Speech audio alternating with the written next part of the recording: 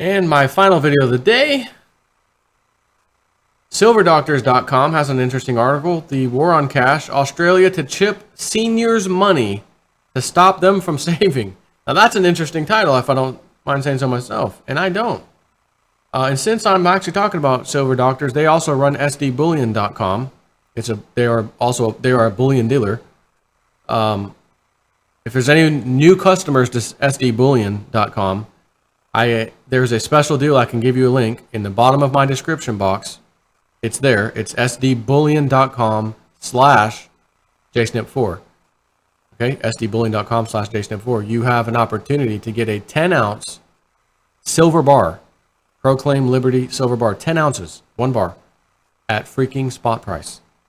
Only valid with that little coupon they gave me to give to my subscribers. If you already purchased from them, I don't think it will count.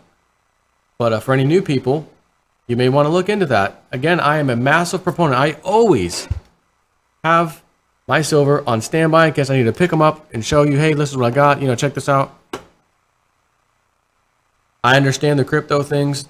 I've made some good money doing it. I know a ton of people emailing me all the time, telling me how much they've made. It's a beautiful thing. And they're also telling me, I'll take a little bit of my profits and I went and bought me some precious metals. Hey, dude, did you go to SD Bullion? Yes. Okay, good. Good. Why not get 10 ounces at spot price anyways? I mean, if you can, right?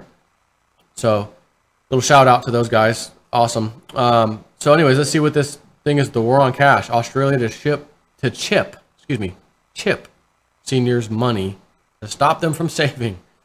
What is this? This is actually Jeff Berwick, Dollar Vigilante. He's actually published this, but it's on Silver Doctors. If you know anyone in Australia, please forward them this information. And I do have some Aussies following me, so I'm going to tell you about it. But even if you are lucky enough to not live in the outdoor prison called Australia, the war on cash is a worldwide attack on humanity by the Zionist Rothschild banking cartel and will be coming to a country near you soon, he says. Make sure to trade their fiat script for some gold bullion, silver bullion, and Bitcoin before it's too late, he says. 10 years ago, I wrote on my personal travel blog, Australia Sucks. In it, I detailed Australia seems to have more rules than any other country on the planet I have visited. There are signs outlining rules everywhere. I was even on a street that had a street sign denoting that particular street as being an alcohol-free street. No alcohol is allowed to be consumed or even carried on that street. I presume that even includes inside the houses on that street by the way it was written. I haven't been back to Australia for years for this exact reason. It is one of the most oppressive countries in the world. So it actually comes as no surprise to hear that the Australian government is considering putting tiny identification chips into its $100 bills to track them and to stop people from avoiding extortion and pensioners hoarding the money. This is according to a government agency that is actually really called the Black Economy Task Force. The black economy or black market is a pejorative, or the more accurate term, the free market.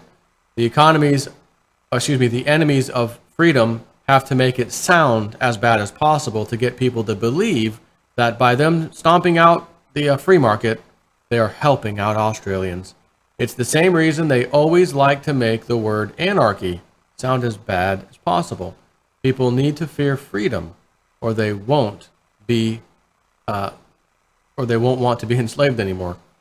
The Black Economy Task Force says that older Australians were hiding the notes to avoid the government benefits assets test.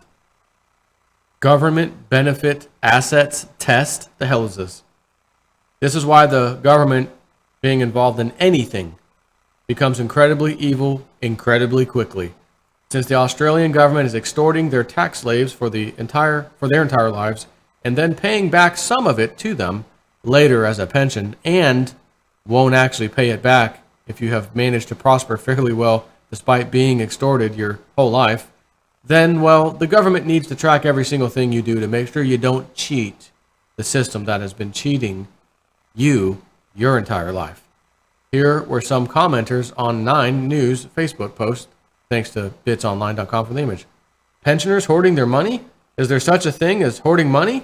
Isn't it called saving? It's hoarding when the government and banks can't make money from it. Shouldn't they be able to do what they want with it? Does that mean I'm hoarding my $10 note that has been sitting on my shelf for about 3 months? I'm hoarding a $100 bill because I heard they were going to stop production of them. I'm also hoarding a heap of old paper money in Olympic $2 coins and various other special edition coins and notes. Just another way of controlling everyone. It's hoarding when they're purposely hiding it from the assets test, you dope.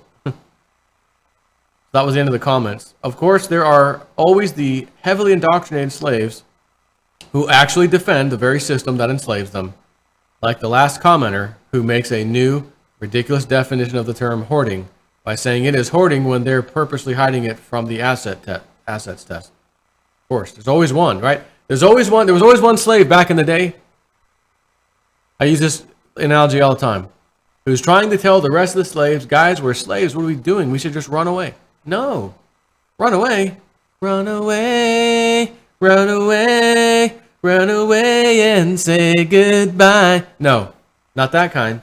We need to get the hell out of here. No, we get food. We have shelter.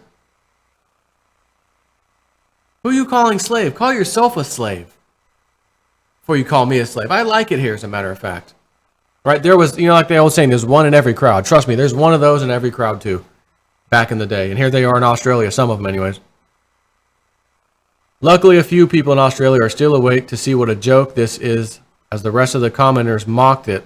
The top commenter nailed it on the head by pointing out there is another word for hoarding.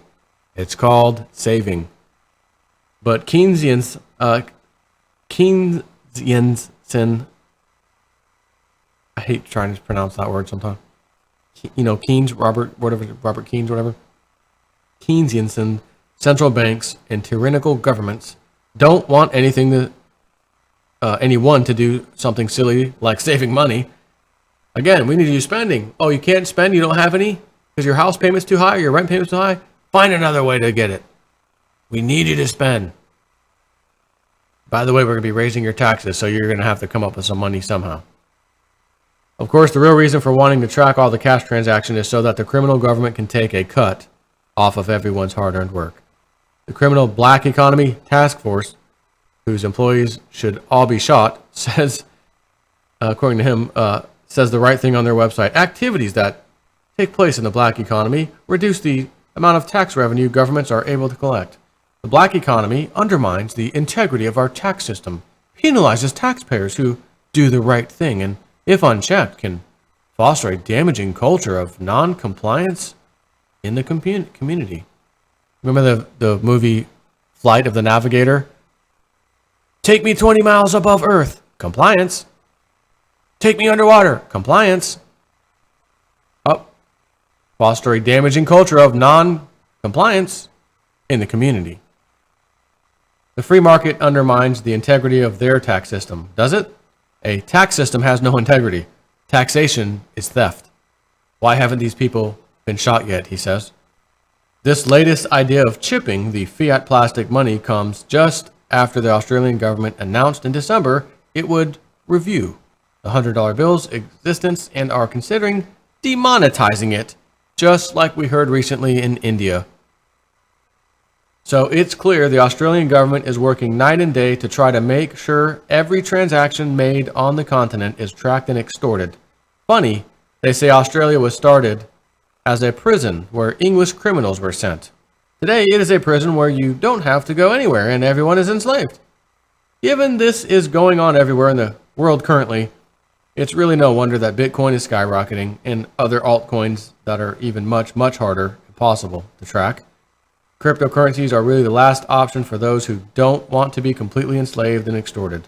If you still don't understand why cryptocurrencies are so important, please check out my free 4-hour webinar here, which he links.